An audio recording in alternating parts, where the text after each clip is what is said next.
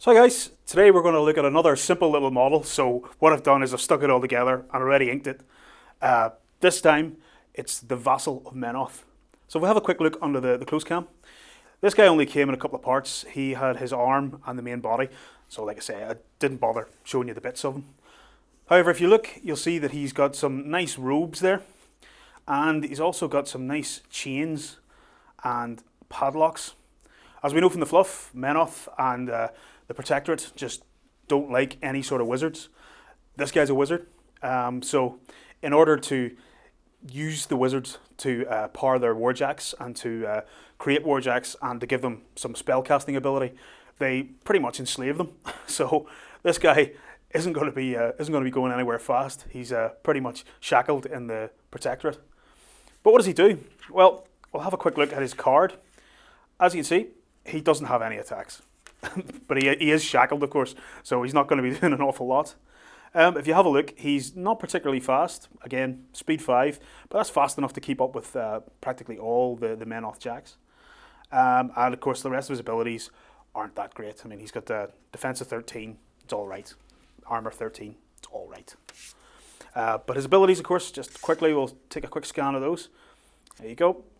He has Iron Sentinel. Now, what this guy is going to be doing is he's tagging along behind one of your warjacks, effectively giving it a lot of offensive boosts. Now, like the Choir of Menoth, who provide protection to warjacks, this guy provides more of an offensive ability. So he's giving them offensive spells and letting them attack more times, letting them do other things that the Choir of Menoth doesn't do. So if we have a quick look, we'll see what he does. He has Iron Sentinel, so when he's in base to base, he has additional defense and armor. So his armor and defense jump up to 15 whenever he's in base to base contact with a warjack. That's pretty good. It's reasonable. I mean, it's still going to be hit, and he's probably still going to be killed if your opponent manages to sniper him or shoot him. But still, it means that he has some sort of protection when he's tagging along behind that big heavy jack or whatever it is you want to protect. He then has a magical ability. Now his magic ability is 7, so as we know that means 2d6 and get 7 or less in order to use his magical ability. What he can do is ancillary attack, which allows his friendly warjack to immediately take one normal melee or ranged attack. The ancillary attack is a special action and only once per turn. So effectively what he's going to do then is he's going to cast that on his warjack and let it take another attack. Basically that's like a free focus, buying another attack. But of course it also allows him to do a ranged attack, so it's actually slightly better than a focus, because if that warjack has a ranged weapon that normally can't fire more than once, then he's going to give it an extra attack. Fantastic for something like the Redeemer, or the Revenger with his flamethrower. 2 flamethrower attacks every turn. Fantastic with automatic fire. He's got Arcane Bolt, which is your bog standard attacking spell.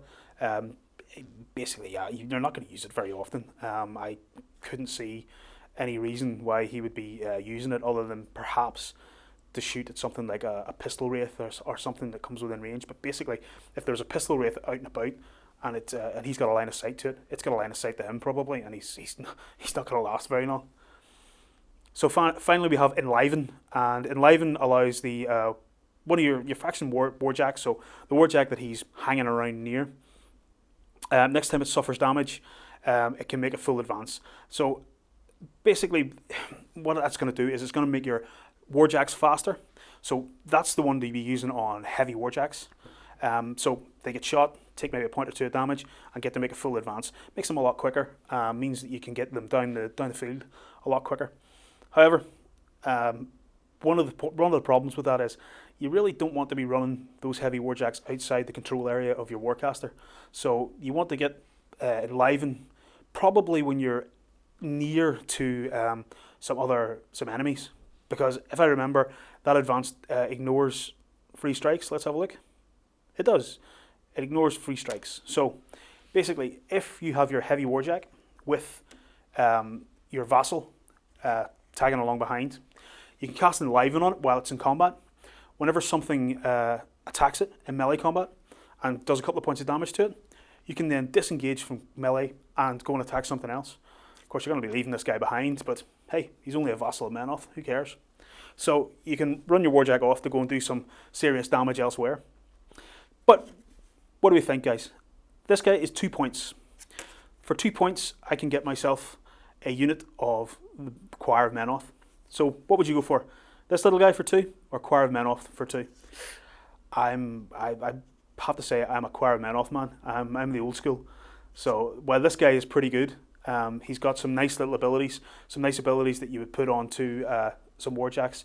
One of the things I think would be quite good with him, actually, let's see, is yeah, basically you want to be keeping him up to the up at the front of battle, and then casting a couple of your spells. Let's face it, he's probably going to die, and it's enough to get that enliven off or the ancillary attack, basically getting an extra ability. That's probably why I would take a Choir of Menoth instead of this guy, just because I think the Choir of Menoth is going to get your Warjacks to the front line better than he will.